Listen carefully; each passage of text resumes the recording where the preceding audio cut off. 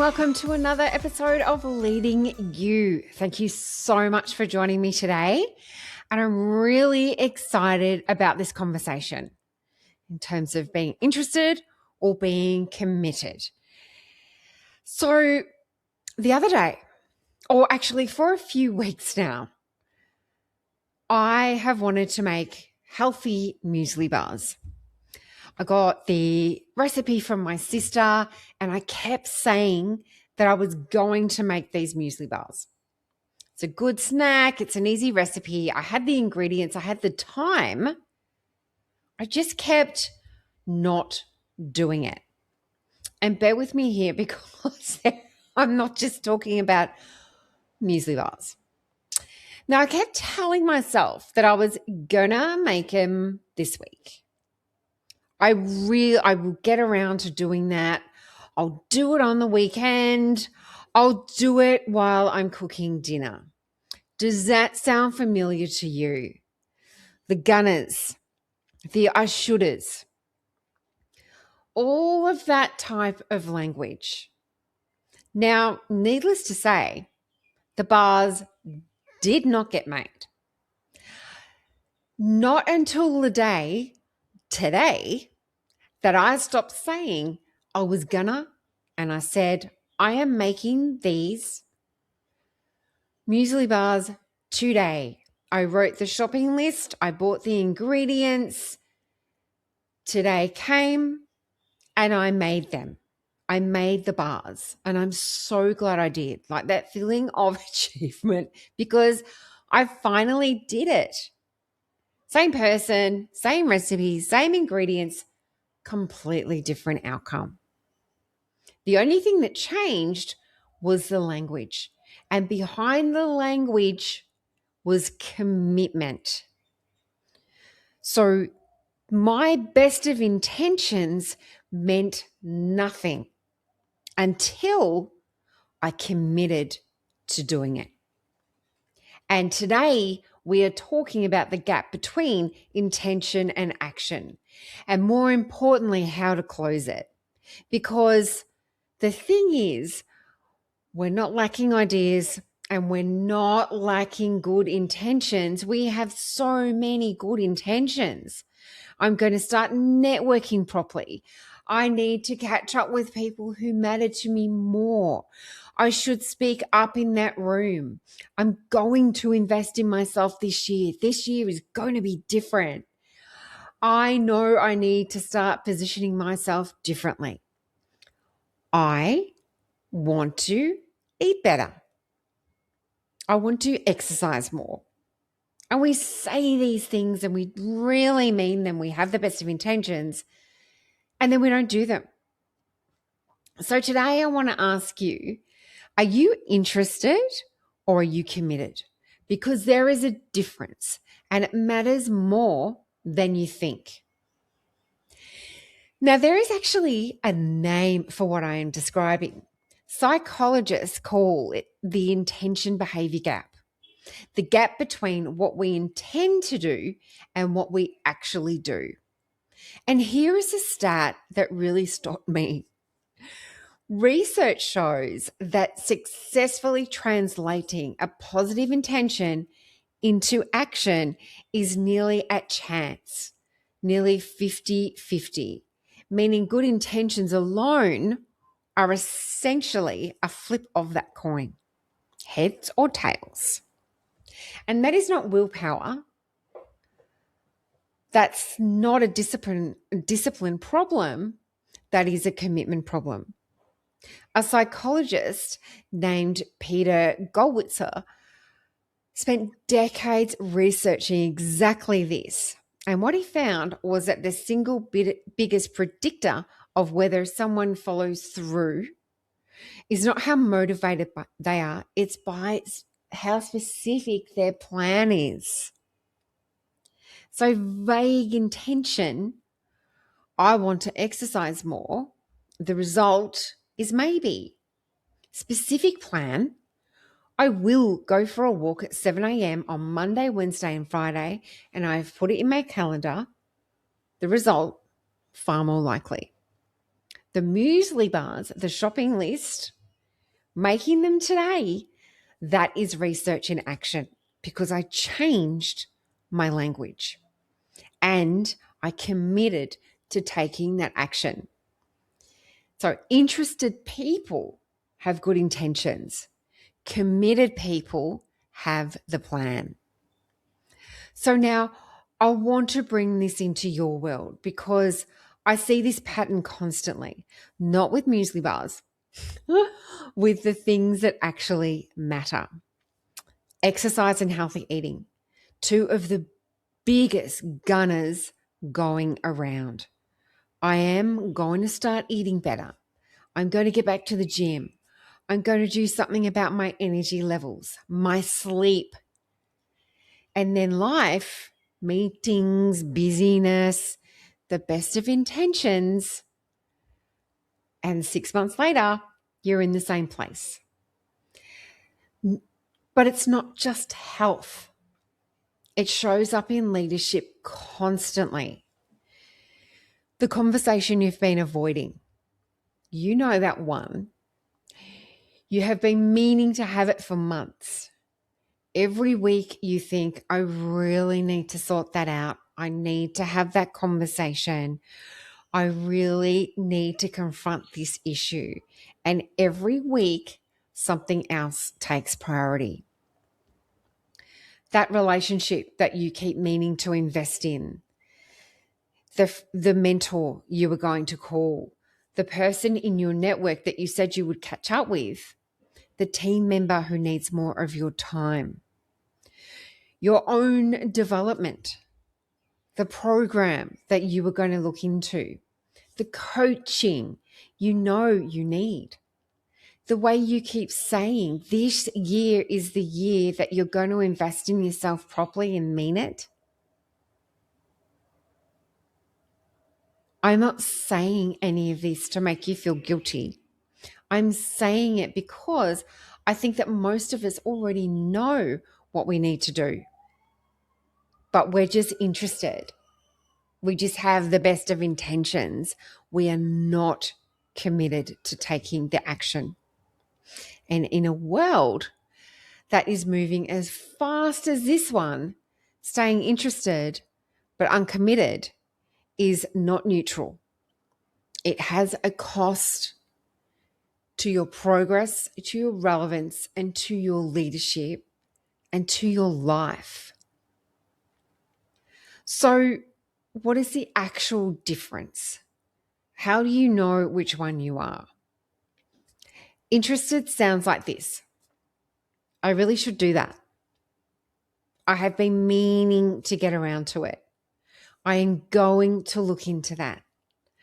I will do that, insert whatever it is for you, when things settle down. It is on my list. It's on my to-do list. Committed sounds like this. I am going to do this. Or I am doing this. This is when I'm going to do it, and this is how I'm going to do it. And then you do it. The language is so different. The energy is different, and the outcome is different. Of course, you have to take the action. But if you are really talking in a very determined and definite sense, the chances are that you will take that action. And this is all about mindset. And you know when your mindset switches. I know when I stopped being interested in making the muesli bars and actually committed to doing it. It was a mindset. It was a mindset of action.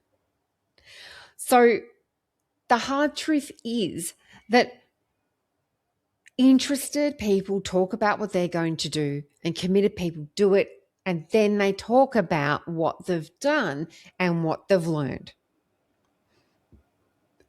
Nobody is coming to create this moment for you. Nobody is coming to do what you need to do for you. That is on you. And the most courageous thing that you can do as a leader of self is stop being interested in your own growth and start being committed to it. So how do you actually do this? I've got 3 things for you that are practical, doable, and you can start today. All right, the first thing, number 1, name it specifically. Not I am going to get healthier. Not I am going to work on my leadership. Be specific. What exactly are you committing to? I will walk for 30 minutes on a Tuesday, Thursday, and Saturday morning. I will have that conversation with my manager before the end of this month. I will book that clarity call. Vague intentions stay intentions. Specific commitments become actions. So on a Wednesday, I walk with my friend Chris, and we have that locked in our diary. We have committed to walking every Wednesday morning. That's a morning that she can do. And we do it. 7 a.m. every Wednesday, I meet her out the front. We go on a walk. We get coffee on the way back, and we're back at our desks by 8 a.m. That is definite plan. It's not we should or we could or are we gonna? It's we're doing it. So specific commitments become actions. Number 2, give it a when, a where, and a how. A when, a where, and a how. So this is the Gollwitzer piece. The research shows that when you attach a specific time, place, and method to an intention, you are dramatically more likely to follow through. Your brain stops treating it as something to decide later on and starts treating it as something already decided. Like it's already done. So this is, again, back to mindset. So it's Saturday morning, I'm going to do something. I'm going to make something, for an example. Shopping list done on Friday. And then might be muesli bars that you're making. Your muesli bars are made. Tuesday at 9 a.m., door closed, phone off, the conversation is being had. It's stopping the procrastination. It's stopping letting yourself off the hook. It's like making a date with yourself to ensure that your intentions are followed through to action. And number 3, ask yourself honestly, are you interested or are you committed? And this is the one that cuts through everything, because we are very good at telling ourselves that we are committed when really we're just interested. Like it might sound good, and interested feels like a commitment from the inside, but it does not produce the same results. You know, for me, for so long, I wanted to meditate.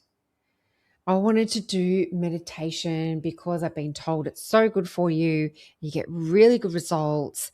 It can help to regulate your parasympathetic nervous system. It can help you, regulate better.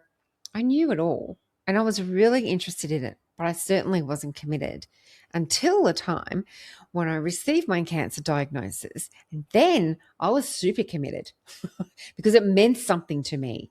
It's got to mean something to you to want to actually take the action. So that might be something personally or professionally or even both. But you have to understand, what does it mean to you to take this action? What's the reward going to be? And what's the consequence of you leaving it as a great intention? What is that going to cost you?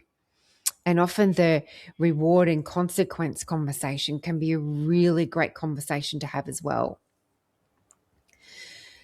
And if you can't answer the when, where, and how right now, you are just interested. And that is okay.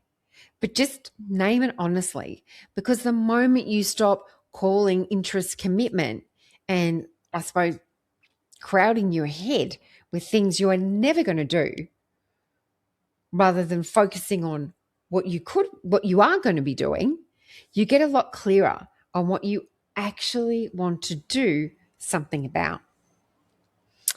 So,